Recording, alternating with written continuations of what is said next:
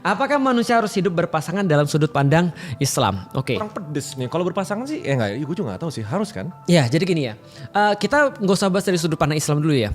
Coba bayangin, untuk Raymond bisa hadir ke dunia ini perlu berapa banyak orang tua? Mama sama papa. Mama sama papa. Untuk mama papa ada, berarti ada berapa kakek? Oh, 4. okay. Ada berapa buyut dari 4 ini? 8. Dan terus menerus. Coba bayangin ya. Itu namanya fertility rate. Bener. Fertility rate 2 itu sama dengan stagnan. Artinya peradaban tuh cepat atau lambat akan menjadi ineksis. Gitu kan ya. Kalau di atas 2 itu ada perkembangan, di bawah 2 mampus. Gitu kan. Tapi emang nggak boleh gitu kayak orang. Oke. Anggap child free itu nggak boleh. Child free. Gitu ya. Boleh, tapi dengan alasan tertentu. Gimana tuh? Alasannya boleh kalau misalnya contoh ya, Imam Nawawi misalnya. Dia bilang begini bahwa aku punya kesempatan untuk nyari ilmu dan aku punya kesempatan untuk nikah. Nikah itu adalah kenikmatan bagi aku sementara ilmuku akan bermanfaat buat banyak orang. Maka aku lebih milih untuk tidak menikah dulu untuk menaik ilmuku. Ada temanku bilang, aku mau kayak Imam Nawawi. Lu bodoh nggak nikah lagi gitu.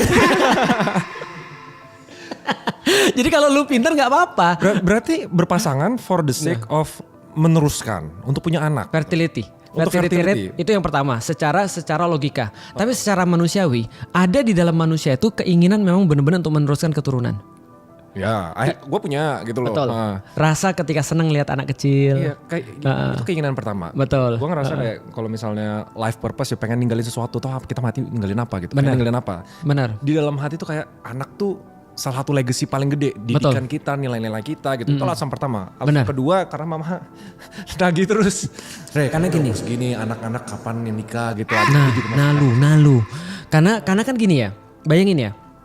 Ketika misalnya orang lihat lu, ada banyak orang tua yang akan berpikir begini, gimana anak-anak kayak gini dididik? Maka mereka penasaran sama Mama Ray kan?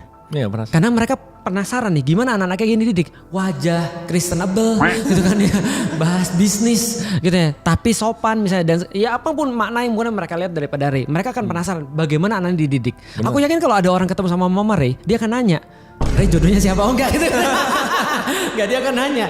Gimana sih didik biar jadi anak kayak gini? Biar minimal kalau aku menerapkan hal yang sama, minimal aku bisa dapat resemblance of it kan gitu kan. Iya benar. Nah itu artinya adalah kita punya legacy. Mama Ray punya legacy, kita juga pengen punya legacy. Nanti suatu saat ketika ada orang lihat anak kita, orang akan nanya, dia dididik seperti apa? Dan itu adalah bagian sesuatu yang fitrah bagi kita. Yeah. Tapi di dalam Islam berpasangan-pasangan adalah sesuatu yang fitrah. Karena gini Ray, problemnya adalah apa sih yang manusia cari dalam kehidupan? Kebahagiaan. Bahagia sama senang sama atau enggak? Beda. Bahagia tuh lebih dekat kepada tenang kalau menurutku. Iya, bahagia lebih dekat sama tenang. Sama tenang ya. Nah, ketenangan itu di dalam Islam namanya sakinah. Sakinah itu adalah salah satu atribut yang hanya Allah berikan kepada hambanya, enggak dari yang lain. Jadi kalau ada orang nyari kebahagiaan lewat yang lain selain Allah, mereka akan ketemu sesuatu yang justru kecewa. Tapi kalau mereka cari kebahagiaan, mereka cari dari Allah. Salah satu yang Allah kasih sakinah itu lewat pasangan. Oh ya? Satunya apa? Salah satunya. Salah satunya. Yang lain apa? Yang lain bisa jadi Allah kasih ketenangan lewat kemudian kita berdoa, lewat kemudian mengingat Allah, lewat kemudian tahu visi hidup itu dikasih sakinah. Tapi yang paling mudah itu dari kemudian pasangan. Makanya ada orang bilang kan, Ustadz aku mau nyari suami, ya syaratnya apa? Yang mapan. Gak ada jomblo mapan. Lu gak ada mapan lu. Kenapa? Karena mapan itu adalah sakinah. Gila. Mapan tuh dalam bahasa Papan Jawa artinya seperti papan nih. Seperti papan gak bergerak. Karena kenapa mejanya gak bergerak? Karena kakinya 4. Lu kakinya baru 1. Maka lu sering begini nih. Nah adanya pasangan tuh yang baik ya, buat orang merasa tenang. Makanya lu badai kayak apapun di luar, begitu lu balik lu tenang. Kalau istrinya soleha. Gila lu selama ini ya, kayak gue kalau ditanya sama semua orang gitu, lu cari cewek yang kayak gimana gitu ya. Beda ya sama jawaban mama ya. Jadi pertama secara teknis dulu, gue paling gampang soalnya lewat teknis. Cantik, pintar, berkarir. Jelas. Oke. Tapi ujung-ujungnya ini semua sirna kalau dia gak bikin gue tenang. That's it. Gue selalu ngomong kayak gitu, selalu. Pro. Ternyata udah fitrahnya. Apa yang membuat lu bisa bilang kayak gitu? Pengalaman apa yang membuat lu bisa kayak gitu? Ini penting. Bukan. Lu pernah pacaran kan? Pernah. Lu pernah nggak sih pacaran sama orang yang cantik? Pernah, sama cakep tapi banget, sama cakep banget, seksi banget. sama semua itu Dia punya. Lu coba. Gitu. Tapi in the end of the day, ketika lu lagi marahan sama dia itu matters atau enggak? Matters banget. Dan itu ngaruh ke keseharian. Maksud gini. Dia jadi cakep atau enggak? Ketika lu lagi marahan, enggak jadi cakep kan? Enggak. Keseksiannya hilang kan? Enggak matters kan? Artinya itu maksudku tadi tuh. Jadi ada atribut-atribut yang akan hilang setelah lu nikahin. Makanya itu yang menyebabkan kenapa ada orang pacaran nih. Dia udah pacaran, ini cantik banget, keren banget segala macam. Begitu 3 bulan dia jadian sama dia, teman-teman yang lain jadi cantik. Teman-temannya dia jadi cantik. Bener gak? Setuju gak? Lu yang masih muda, kalau gue udah kayak pengen settle. Waduh. Lu udah punya 2 kaki lah ya. Udah punya 2 kaki. Nah, artinya kalau kita lihat berpasangan tuh membuat kita jadi tenang. Dan orang tenang secara penelitian, dia akan lebih termotivasi. Makanya orang-orang yang sudah nikah itu lebih termotivasi daripada orang-orang belum nikah. Oh iya? Oh jelas, itu ada penelitiannya. Gue malah disaranin sama teman-teman gue kebalikan. Yeah. Soalnya kalau misalnya gue udah menikah, gue jadi nggak bisa ngelakuin hal-hal yang terlalu berisiko. Itu jelas. Karena satu tanggungan, Yeah. itu udah basic. Kedua, kita udah nggak mikirin diri kita. Misalnya gue speak up lagi, yang vokal banget. It's not about me, kayak istri gue gimana, anak gue gimana, kalau mereka diculik, mereka apa gitu kan. Jadi gue jadi nggak bisa mempertahankan idealisme gue. Oke. Nah orang kasih saran, kalau lu mau gas sekarang sebelum lu punya istri gitu loh. Kebalikannya dong. Kebalikan. Justru ketika kita punya istri, kita jadi lebih firm. Aku jadi lebih kayak gini, itu semenjak aku punya istri. Oh ya? Ya jelas. karena kan kita cari istri yang satu visi tuh. Karena gini, coba kita lihat ya. Kalau ada orang misalnya contoh, dia ketika sebelum dia beristri itu dia lebih menggebu-gebu. Karena kenapa? Secara biologis pun hormon testosteronnya tinggi-tingginya. Oke. Ketika menikah itu drop. Itu penelitian tuh. Emang iya? Iya. Jadi gini, ada penelitian bagus sebelum aku lanjutin omonganku ya. Jadi gini, ada orang meneliti, ahli neuroscience meneliti bagaimana caranya membuat pernikahan langgeng. Dia nyari segala macam dan dia lewat pendekatan hormonal dia nggak dapat sama sekali. Dia bingung sama sekali. Sampai dia nanya neneknya. Neneknya cuma bilang gini, karena kalian naik ke kasur terlalu dini. Jadi kalian nge-seks terus. Sabar, naik ke kasur terlalu dini. Dia nge-seks sebelum nikah. Ternyata setelah diteliti hormon laki-laki beda dengan hormon perempuan. Hormon pengikat di antara manusia namanya oksitosin. Benar. Oksitosin ini perempuan keluar terus. Laki-laki nggak bisa karena ada namanya oksitosin inhibitor yang menghalangi oksitosin namanya testosteron. Jadi ketika testosteronnya masih tinggi, oksitosin itu nggak bisa keluar. Sehingga laki-laki itu nggak bisa terikat dengan satu perempuan. Artinya ketika mereka sudah naik keranjang, perempuannya terikat dengan laki-laki, laki-lakinya tidak. Itu hubungan oksitosin. Gue malah pikirannya gini, kalau testosteron ya berarti gue harus nge-gymnya tuh sebelum nikah. Soalnya kalau gak ada testosteron kita gak bisa build muscle. Nah itu betul, makanya testosteron muncul ketika kita build muscle. Tapi testosteron setelah nikah itu drop sehingga oksitosin kita bisa naik. Maka beda antara laki-laki berkomitmen dengan laki-laki tidak berkomitmen. Kalau laki-laki sudah berkomitmen, lu udah nikah sama seorang cewek, semakin lu berhubungan sama dia, lu semakin terikat sama dia. Berarti rahasianya gue bucin sama cewek, dia harus bisa nikahin gue. Rahasia bener, bukan dia nikahin lu, tapi lu komitmen sama dia. Komitmen tuh namanya pernikahan, gitu kan ya. Nah itu, kita balik lagi ke masalah tadi ya. Ketika ada seseorang misalnya dia menikah misalnya, sebelum menikah dia harus melakukan semua hal. Itu kalau misalnya dia sudah menikah dia jadi nggak idealis karena dia menemukan istri yang tidak satu visi. Tapi kalau dia sudah satu visi, itu antum unstoppable. Literally unstoppable. Satu visi. Kenapa? Karena antum tidak akan punya batas energi. Antum nggak akan pernah capek. Gue nggak kebayang sejujurnya ya. Apa mungkin selama ini nggak pernah dapat yang sevisi? That's right. Tapi gue nggak kebayang soalnya. Tapi terakhir ngobrol sama salah satu partner bisnis gue, dibilang kayak gini. Kayak dia bener-bener termotivasi banget. Ini satu dari mungkin 20 yang ngomong. Satu dia bilang setelah dia menikah, kenapa? She's the one, man. She's the one. Dia kayak gitu. Tapi dia nggak bisa jelasin kenapa she's the one. Betul. Sevisi itu maksudnya apa? Bayangin gimana, kayak cara pandang yang sama, tujuan yang sama atau gimana? Bayangin, suatu waktu antum kehilangan duit antum semua, antum gagal dalam bisnis, antum salah untuk ngambil keputusan, bisnis antum gagal semua. Antum pulang ke rumah dengan berat banget, bahwa antum mau bilang, gimana cara mau bilang sama istri dengan seluruh yang sudah di afford, kita sudah nggak punya apa-apa lagi. Gak kebayang. Tapi antum setidaknya sudah somehow antum punya keberanian untuk ngomong. Yang kita udah gak punya apa-apa lagi. Kayaknya kamu harus terbiasa untuk hidup sederhana sekarang. Terus dia bilang gini, hancur ya. Parah banget lu, bodoh banget kok lu mau investasi kayak gini. kita udah stres bunuh diri kita. Iya. Tapi kalau dia bilang, aku nikahin kamu bukan karena itu. Aku nikahin kamu karena aku melihat kamu bertanggung jawab. Aku nikahin kamu karena kamu baik sama aku. Aku nikahin kamu karena kita punya komitmen yang sama. Bahwa kita memikirkan hari akhir lebih daripada hari ini. Berarti bisa nggak cara kita gunakan ini untuk lebih bersyukur misalnya? Ayo kita pasti bisa. Dulu kamu mulai dari nol, kamu sampai pada titik ini. Dan aku yakin kamu nggak perlu waktu lama untuk sampai pada titik ini lagi. Gimana kira-kira? Rick, nih kriteria baru untuk nge-DM cewek. Jangan cuma yang cakep lu DM ya. Bener. Nih yang kayak gini, bisa kayak gini nih. Kira-kira lu kira-kira baca lah ya. Nah, itu yang terjadi ketika Nabi Muhammad pulang dalam keadaan kacau. Baru dapat wahyu. Nah maka coba bayangin ketika dia masuk ke rumah, apa yang beliau katakan? Begitu melihat wajah Khadijah, kekhawatiranku berkurang setengah. Begitu dia menenangkan aku, kekhawatiranku berkurang semuanya, hilang semuanya. Maka ketika beliau wafat, beliau nikah lagi dengan Bunda Aisyah. Bunda Aisyah sempat jealous dengan Bunda Khadijah karena disebut terus nih namanya nih. Aku ingat pernah makan ini sama Khadijah. Aku ingat pernah pergi sini sama Khadijah. Nah itu salah nggak? Karena gue selalu disalahin. Begini, sama mama mantan lah gitu. Lu lagi jadi nama gue gitu. Nah betul, itu memang nggak boleh sih.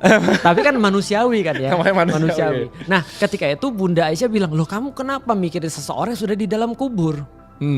Apa yang kata Rasulullah? Rasul bilang begini, hati-hati berbicara dengan Khadijah karena Bunda Khadijah adalah yang mendukungku ketika orang lain tidak mendukungku, yang memberikan aku segala-galanya.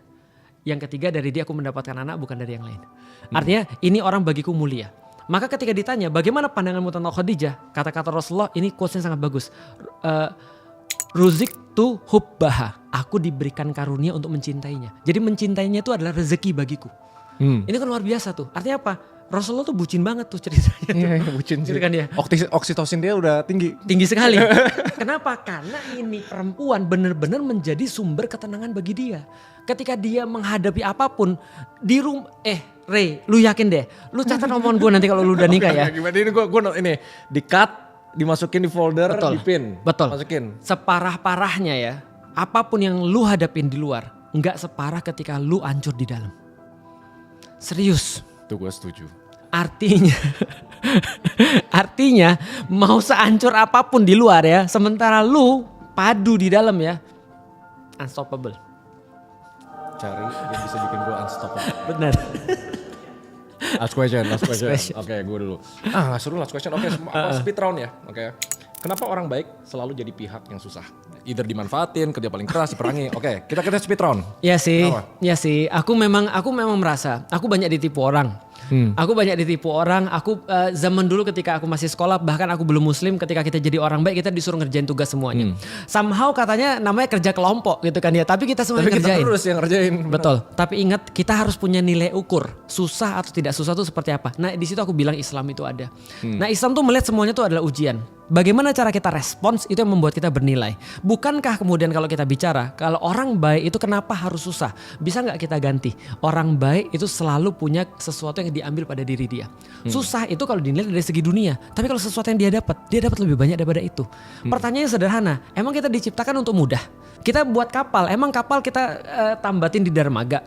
Kan kita buat kapal supaya dia bisa berlayar, ya kan? Maka suatu orang tuh nilainya itu ditentukan oleh seberapa banyak dia bisa jawab soal-soal yang susah. Maka kita bilang pintar dia. Kenapa? Karena dia berhasil menjawab ujian-ujian yang susah. Orang baik dia, karena dia berada dalam suatu kondisi dia bisa jahat loh. Bukan gak bisa, tapi dia memilih untuk baik. Nah, kalau dari gue perspektif gini. Kebanyakan orang lawan katanya baik apa? Jahat. Menurut gue gak terlalu tepat. Orang baik itu bukan berarti naif. Orang tegas bukan berarti jahat gitu loh. Itu dua-duanya bagus. Betul. Ya kan? Ya emang benar sih, lawan katanya benar. Tapi kebanyakan orang tuh mengsamakan naif dengan baik gitu loh. Ya. Jadi makanya pentingnya taraf berpikir dan menjadi orang baik ya pertamanya taraf berpikirnya dulu gitu. Karena orang baik itu bukan berarti orang yang susah. Berarti berpikirnya itu masih kurang tajam. Keren banget. Itu salah satu insight yang keren banget. Karena kenapa? Karena gini, ada beda antara baik dan bodoh. Itu kan maksud lu kan? Iya benar. Lu jadi orang baik tapi jangan jadi orang bodoh itu maksudnya. Bener. Makanya aku memang selalu introspeksi. Kadang-kadang aku dimanfaatin orang, aku introspeksi. Ini benar nggak sih? Karena kadang-kadang kita merasa kita baik, padahal kita lagi membuat orang jadi jahat loh. Contoh ya, yang paling nyata, lu ngutangin orang, nggak lu tagih. Itu kita bikin orang jahat sebenarnya.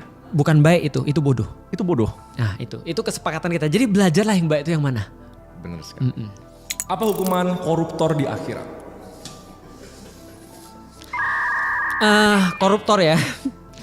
Mau sebut nama juga boleh. Ya, koruptor ya. Jadi gini, orang tuh akan dihukum berdasarkan apa yang dia lakukan. Kalau dia makan yang haram, maka lidahnya akan diikat lalu kemudian disuruh muter. Aduh. Ya itu salah satunya ya, yang dilihat oleh Rasulullah tuh. Oke. Karena dia makan makanan-makanan yang haram kan itu kan ya. Ada yang kemudian perutnya kemudian dipenuhi dengan api. Ada orang jalan dengan perutnya kayak gitu-gitu dipenuhi dengan api ya karena dia makan perkara-perkara. Aku sih nggak bisa untuk mendefinisikan ya. Tapi gini, bagiku ya definisi siksaan itu bukan pada proses siksaannya, tapi lama waktunya itu loh. Lu suruh main game 3 hari berturut-turut, stres lu. Ini lumayan stres. Nah koruptor gimana kasusnya kalau gitu? Nah kalau koruptor itulah kenapa banyak orang bilang ya. Kenapa di dalam Al-Quran tuh siksaan tuh berat banget. Karena mereka melakukan sesuatu yang unimaginable. Contoh ya, sebelum kita bicara koruptor ya. Penembakan di New Zealand, 48 orang meninggal. Bayangin, karena dia udah bunuh 48 orang, maka yang paling pantas dia kan dihukum mati kan ya. Mati, dibalas mati kan gitu kan ya. Tapi berapa kali orang mati dalam sekali kehidupan? Sekali. 48 orang menuntut keadilan. Harusnya mati 48 kali gitu. Tapi kan gak bisa. Gak bisa. Maka di akhirnya disediakan opsi itu. Oke. Oh. Paham ya? Nah koruptor ini tergantung dia ngesarin berapa banyak orang nih. Tapi kan gak punya duit kalau di neraka. Nah. Jadi apa yang mau orang lain korupsiin dia? Konversinya seperti apa? Contoh kemarin. 1 triliun ada di rumah. Berapa banyak maklar kasus tuh? Yang harusnya dipersalahkan jadi benar, yang harusnya benar jadi salah. Maka setiap orang-orang yang nanti dizolimi akan meminta pertanggungjawaban. Oh berarti bukan korupsinya tapi orang yang dirugikan. Maka jangan bangga jadi presiden. Lu kebayang 275 juta orang nuntut lu di hari akhirat nanti. Bahkan dalam perkara-perkara paling kecil loh. Itu yang membuat aku gak mau jadi pemimpin. Lu emang pemimpin tuh pertanggungjawaban gede banget. Lu kebayang Erik minta pertanggungjawaban lu nanti di yaumil kiamat tuh. Karena kan lu pemimpin perusahaan kan? Iya benar. Iya kan? Lu awas lu kalau nggak senang sama gue lu ngomong. Iya, makanya jangan nanti gue diadilin deh. Makanya lu harus screenshot nih pembicaraan kita pada hari ini. Besok karena Erik bilang, lu harusnya bilang ke gue kalau Islam tuh benar. Ini ada fotonya. Gak guyonan aja, guyonan. Bercanda. Nantinya setiap pemimpin itu akan diminta pertanggungjawaban. Nah kita mesti gimana kalau gitu? Jujur ya, saran yang paling common ya, common. Dan ini orang-orang kuat. Orang-orang yang asetnya mungkin triliunan, orang punya posisi tertentu. Lu ngapain sih idealis? Lu ngapain sih jadi orang baik? Udah jelas sistemnya kayak gini. Ikut arus saja. Ikut arus saja. Tapi pertanyaannya, di satu sisi ngejaga diri. Soalnya mama juga ngomel-ngomel terus kalau misalnya tiba-tiba kayak kamu terlalu vokal gitu kan. Tapi di satu sisi punya idealismenya untuk kayak ini kebenarannya tuh begini gitu menurut gua. Harusnya tuh kita nggak boleh kayak gini, kayak menormalisasi suap, menormalisasi keburukan. Itu nggak. Kayaknya mama lu sama mama gue kalau ketemu kayaknya temenan. Kayaknya. Nah karena mama gue juga ngomong gitu. Udah lalik ngapain sih udah sakit jantung. Tapi kan aku udah pernah bilang ya bahwasanya aku bisa aja untuk mengatakan bahwasanya aku bisa menormalisasi semua ini. Tapi tau gak yang paling ngeri bagi aku apa? Apa? Lebih daripada ketika aku menyatakan sesuatu yang benar. Ketika aku punya problematika, aku punya ancaman atau aku punya suatu hal yang mungkin akan nyulitin aku sendiri. Mungkin kayak antum misalnya, antum ancam kayak misalnya di target dan segala macam. Tapi lu kebayang nggak sih suatu hari nanti kalau anakku udah gede terus dia ngomong begitu, dia nanya, Abi kan pernah hidup di zaman itu tuh. Kondisinya begini, Bi. Abi kan tahu yang mana yang benar yang mana yang salah. Kenapa Abi nggak ngomong? Ini kan tanggung jawab sejarah nih masalahnya. Artinya gini, sebagaimana aku sudah dikasih tahu yang benar, maka tugasku ngasih tahu yang benar ke bawah. Kalau nilai ini sudah nggak ada, maka kita cuma mewariskan sesuatu yang nggak benar. Kalau kita hilang, setidaknya ada satu contoh. Suatu waktu Imam Ahmad bin Hambal itu dipenjara, dicemeti sampai tangannya itu nggak bisa dinaikin ke atas sampai sholatnya begini. Kan harusnya sholatnya begini tuh. Dia nggak bisa naikin tangannya dan disiksa tiap hari dicambuk sehari 3 kali. Karena dia mengatakan Al-Quran bukan makhluk. Sementara pemerintah pada saat itu mengatakan Al-Quran itu makhluk. Nah ini nanti bahasanya kapan-kapan lebih lengkapnya. Tapi intinya dia melawan pemerintah. Dia mengatakan sesuatu yang benar. Dan dia dipenjara dan dicambuk gara-gara itu. Satu sipir penjara itu sangat pro sama dia. Lalu dia bilang gini, Imam udahlah akuin aja kalau kamu salah. Minimal kamu bisa pulang gak usah disiksa. Aku gak nahan, gak bisa tahan. Lihat kamu tersisa kayak begini. Jawabannya sederhana. Dia bilang, sipir coba lihat ke luar jendela. Kamu lihat apa? Sipir penjara bilang, aku lihat orang-orang Baghdad di depan pintu-pintu mereka. Dengan catatan-catatan di tangan-tangan mereka dan pena di tangan kanan mereka. Menunggu apa yang Ahmad lakukan. Paham gak maksudnya? Lalu Imam Ahmad bilang begini, lalu pantaskah sementara Ahmad selamat dan mereka sesat? Paham gak sih maksudnya? Paham. Diri kita nih apa sih? Kita cuma satu orang kan? Iya. Tapi ingat loh, satu orang tuh bisa membuat satu perbedaan. Ngapain Batman? Lu kan bilang Batman kan? Batman. Bruce Wayne. Bruce Wayne tuh cuma satu orang. Tapi Batman bukan satu orang. Gila, gue baru ngomong ini di podcast lain lagi. Bener. Oh iya? Iya, di podcast lain kenapa gue suka banget Batman. Betul. Kayak sengaja beli jam tangan ini yang Batman. Oh, itu Batman? Batman ini Rolex wow. Batman. Oh gitu. Gak KW ya? Gak KW. Gue tahu. Iya. Karena gue percaya nilai itu. Betul. Karena ada quote juga di film terkenal V for Vendetta. Gue belum nonton tapi aku nonton lagi nih. Yang ideas like virus. Ya. Ide itu bakal bertahan gitu. Betul. Idea stays. Mati, gitu. Betul. Itu aku pakai di Instagramku. Oh di bio People ya. change, idea stays. Artinya itu kan juga disampaikan di film ini Inception. Dia bilang idea is like virus. Ide itu seperti virus. Dia nggak bisa dibunuh. Dia mungkin bisa jadi dia bisa jadi mungkin diam, dia bisa jadi kemudian bertahan. Tapi begitu dia menemukan inang yang tepat, dia akan berkembang lagi. Artinya apa? Balik lagi bro, dunia ini dibentuk oleh orang-orang yang yakin. Nah termasuk yakin bahwa keburukan tuh akan terus. Tapi kan kita kan nggak bisa kayak gitu. Makanya di dalam Islam balik lagi kita bukan cuma bekerja untuk dunia ini, kita bekerja hereafter, untuk setelah daripada dunia, karena kita yakin ada nilai-nilai yang perlu kita jadiin sebagai bekal nanti. Yang paling gampang anak-anak kita dulu lah. Gampangnya gini ya, masa kita rela sih nanti anak-anak kita besok dia nerima suap? Dia bilang, kita tanya kenapa kamu menerima suap? Dia bilang begini, ya gimana Bi? Yang lain juga begitu. Kalau kita menormalisasi satu kejahatan, ingat kejahatan tuh nggak pernah sendirian, dia akan bawa teman-temannya yang lain. Oke Rick, siap ya. Tapi berarti ini pokoknya dicatat nih orang-orang yang bakal ikut penjara bareng ya. Ikut penjara bareng. Makanya lu login dulu. Tenang, kameramen selalu selamat. Nah, ini kameramannya gue publikin soalnya. Oh, gitu. Gue make sure semua orang tahu kalau gue masuk dia kena. Part of content ya. Iya gitu. Jadi gitu.